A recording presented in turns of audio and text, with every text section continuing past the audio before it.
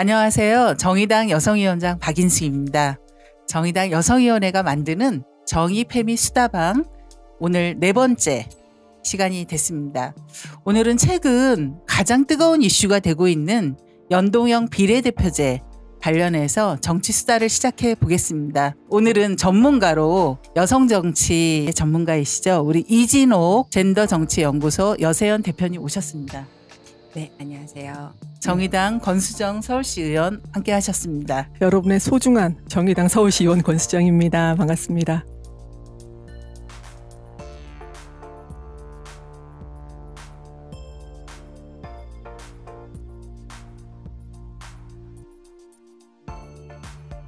지금 연동형 비례대표제를 지금 주장하고 있고 특히 이제 사표라든지 이렇게 제대로 민심 그대로를 반영하자 이런 얘기를 하는데요. 이진옥 대표님 일단 연동형 비례대표제가 뭔지 좀 간략히 소개 좀 부탁드립니다. 네, 기본적으로 이제 민주주의라고 하면 이제 평등의 가치를 구현하는 것이고 선거 시스템이라고 하면 그 평등의 가치가 가장 정확하게 구현이 될 수 있도록 디자인을 하는 것이 맞는데 현재 선거구제 특히나 이제 그 소선구제라고 이야기하는 곳에서는 그냥 승자 독식인 거죠. 근데 이것이 민주주의의 원칙에 위반하는 가장 큰 이유가 뭐냐면 한 사람의 표가 한 사람의 표로서 이야기하는 것이 이제 선거와 그 결과에 반영이 되지 않게 만든다라고 하는 게 가장 큰 건데요. 예를 들자라고 하면 2004년도 같은 경우에서는 이제 열린우리당이 38.3%만 득표를 했는데도 불구하고 152석, 다시 얘기를 하면 50%가 넘는 득표율을 가져갔고요. 2008년 같은 경우에서는 한나라당이 37.5%를 득표를 했는데 153석.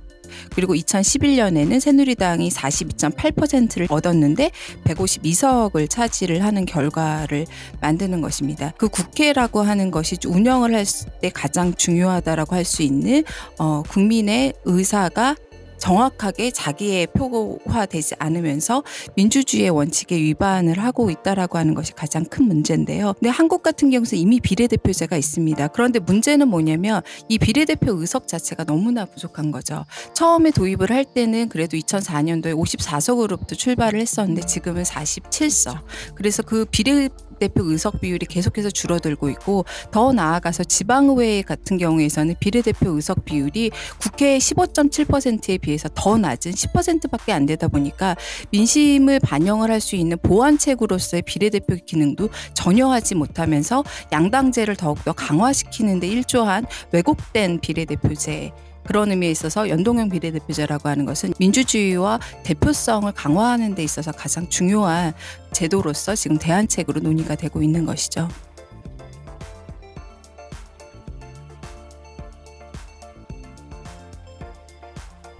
지금 현재 국회를 기준으로 보면 어떠한 상황인지 좀 말씀해 주시죠. 사실 그 교순번제를 통해서 여성이 이제 의회에 입성하도록 만드는 할당제라고 하는 것은 모든 정당이 이제 지켜야 되는 것인데 그런 의미에 있어서 지방의회 같은 경우에서는 비례대표 기초의회를 보자라고 하면 여성의 비율이 96%예요. 왜냐하면 1번, 2번 하다 보니까 이것이 각 정당에서 1번들을 이제 의회에 배출하는 구도가 되니까요. 그런데 그것을 정당 비율을 다시 보게 되면 97%의 여성들이 양당에서 기반하고 있다는 것. 그 비례대표가 원래 추진하려고 했었던 가장 기본적인 소수정당에 대한 어떤 진입로를 만든다던가 다양한 청년과 어떤 소수자들이 들어올 수 있게 만드는 취지로서 전혀 지금 기능을 하지 못하고 있다라고 하는 것. 그 이유라고 하는 것은 양당제가 독식하고 있는 구조를 만들기 때문이라는 것이죠.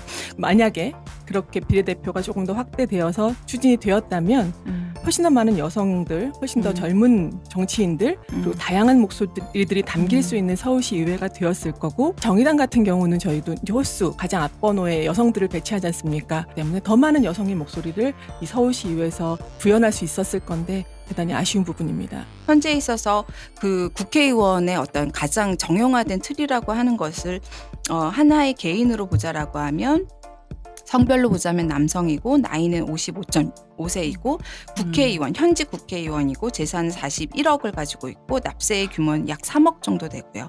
대학원을 졸업을 했고 그리고 병역 필인데 이것은 남성의 몸인데 만약에 남성만 저희들이 평균으로 한자라고 하면 거기에 더 심각한 것은 무엇이냐면 서울대 출신의 법조인 출신들이 더 많이 들어간다라고 하는 점에 있어서 지금의 정치라고 하는 것이 양당대 구조에서 어떻게 보면 엘리트 정치인들 그리고 기득권을 가지고 있는 남성들만 지금 대변하고 있는 구조라고 하는 점에 있어서 심각하다고 하지 않을 수 없습니다.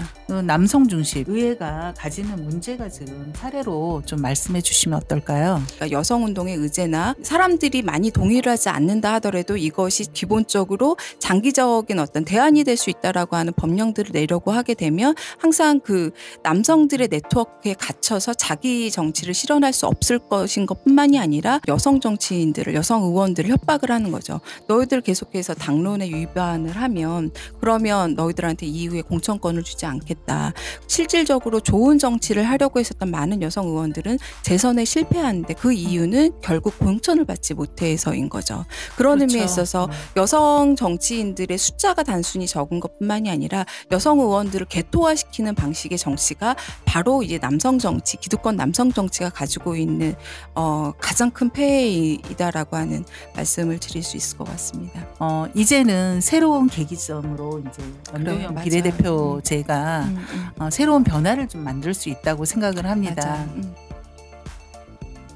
여성 정치 혹은 이제 페미니스트 정치에서 연동형 비례대표제의 중요성은 뭐 여러 가지가 있겠습니다만 지금 국회에서 경쟁이 이루어지지 않는 것, 그러니까 여성 정치 또는 페미니스트 정치를 위한 경쟁 자체가 만들어지지 않는다라고 하는 것은 기본적으로 정당이 바탕으로 두고 있는 민주주의, 기본적인 룰 자체가 여성 정치에서 구현이 되지 않는다라고 하는 것이 저는 가장 심각한 문제라고 생각을 하거든요.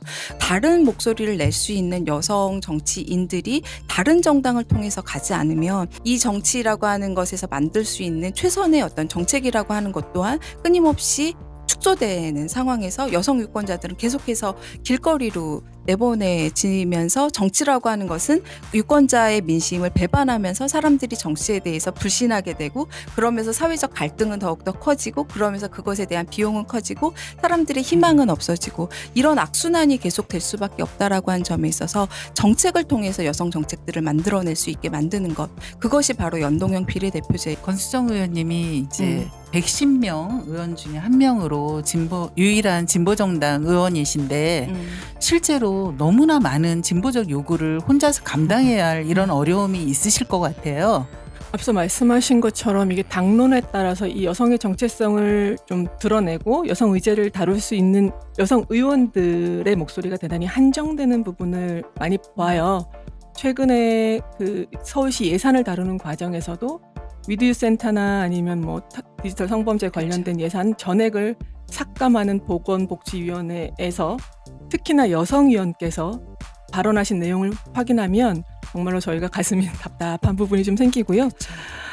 또한 성인지 예산서를 지금 서울시에서도 도입한 지 꽤 되었고 국가에서도 지금 계속해서 진행되고 있는데 성인지 예산서를 아무도 들여다보지 않는 거예요. 5년간 했던 내용들을 쭉 들여다봤는데 정말 엉망이고 관련해서 여성가족실에다가 그냥 맡겨놓고 다른 데선 어떤 부서에서도 관심을 안 가지는 이런 상황들이 그거는 결국 집행부도 문제지만 의회 내의 구성도 그것을 견제 감시하고 지적할 수 있는 내용들이 하나도 없었다는 거지 않습니까? 노회찬 의원께서 1인 2표제를 헌법소원하시면서 만들어냈던 그 길, 그리고 그 이후에 저희 진보정당에서 홀수원의 여성을 집어넣고 하면서 심상정 의원처럼 정말 훌륭한 여성 정치인을 앞으로 내세웠던 것처럼 앞으로도 그런 것들을 확대해 나가야지만 저희가 구조 속에서 저희의 또 목소리를 담아내갈 수 있다라는 말씀을 좀 드리고 싶고 이 연동형 비례대표제가 중앙정부에서부터 시행되어야지만 지방정부에 지금 뭐 지방분권 얘기하고 있죠. 그렇죠. 지방정부에서조차도 이 4인 선거구를 그렇게 조각조각 내는 것부터 시작해서 비례대표를 확대하는 문제까지 더불어 함께 갈 수 있다. 대단히 중요하다. 이런 말씀 좀 드리고 싶습니다. 2018년도는